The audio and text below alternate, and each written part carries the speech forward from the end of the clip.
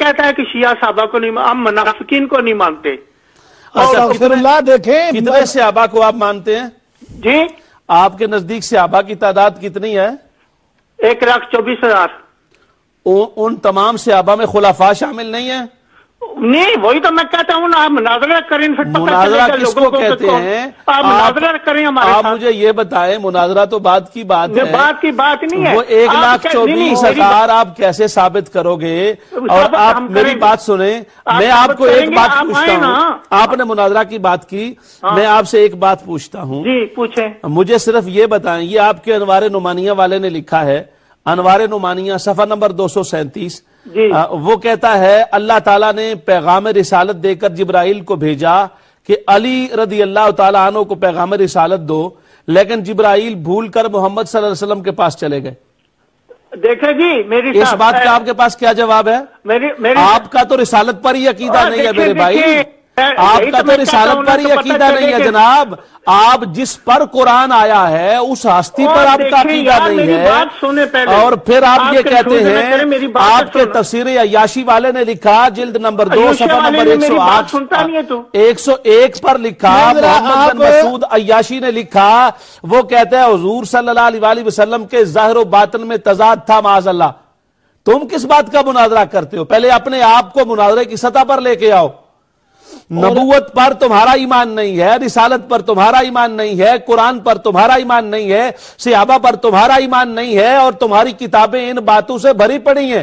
میں مناظرہ تو بات کی بات ہے، مجھے صرف اس ایک بات کا جواب دے کہ تم جو کہتے ہو کہ جبرائیل علیہ السلام بھول کر چلے گئے، تمہارا تو فرشتوں پر بھی ایمان نہیں ہے، وحی پر ایمان نہیں ہے، رسالت محمدی پر ایمان نہیں ہے، حضرت علی رضی اللہ تعالی عنہ کی امامت، اور تم کہتے ہو مناظرہ آپ کے ساتھ کرو۔ آپ کو مناظرہ اس سے کیا جاتا ہے، مناظرہ کے لیے آپ کو پتہ ہے کیسے مناظرہ ہوتا ہے؟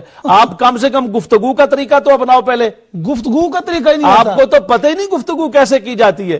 ہم آپ کو حوالے پیش کر رہے ہیں، آپ کا مرضی مناظرہ کرو، جو ہم آپ کو دلیلیں دے رہے ہیں کوئی ایک دلیل تو میرے بھائی لے کے آنا۔ میں نے آپ کو حوالے دیے ہیں، آپ اگر یہ سمجھتے ہیں کہ آپ 1% بھی آپ کو شک ہے آپ سچے ہیں تو مجھے استفسار کا جواب دیں، آپ کسی مولوی صاحب سے لے کے دے دیں، کیونکہ کتابوں سے تو آپ کو شک بھی کوئی نہیں ہے، آپ صرف بات کرنا جانتے ہو، اور وہ بھی غلط بات کرتے ہو، بے بنیاد بات کرتے ہو۔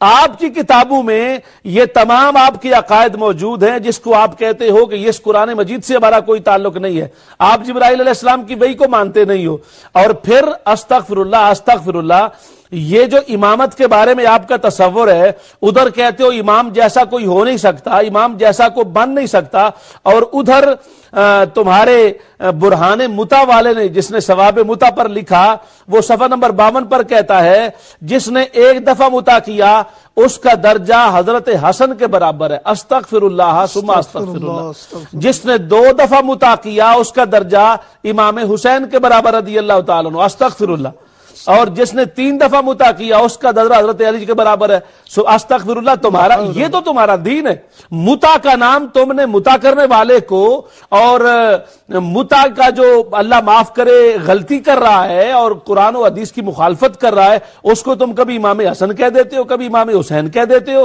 اور کبھی حضرت علی کہہ دیتے ہو۔ یہ تمہارا عقیدہ ہے، اور کہتے ہو جی ہم سے مناظرہ کرو۔ آپ سے کس بات کا مناظرہ کرے؟ آپ پہلے یہ تو بتاؤ آپ کا دین کیا ہے، آپ کا ایمان کیا ہے، آپ کہتے کیا ہو، آپ کا نظریہ کیا ہے، آپ کی سوچ کیا ہے، اور پھر اگر مناظرہ کرنا ہے تو پہلے گفتگو کا انداز تو سیکھو نا۔ مناظرہ کس سے؟ تم سے مناظرہ کریں گے؟ بتایا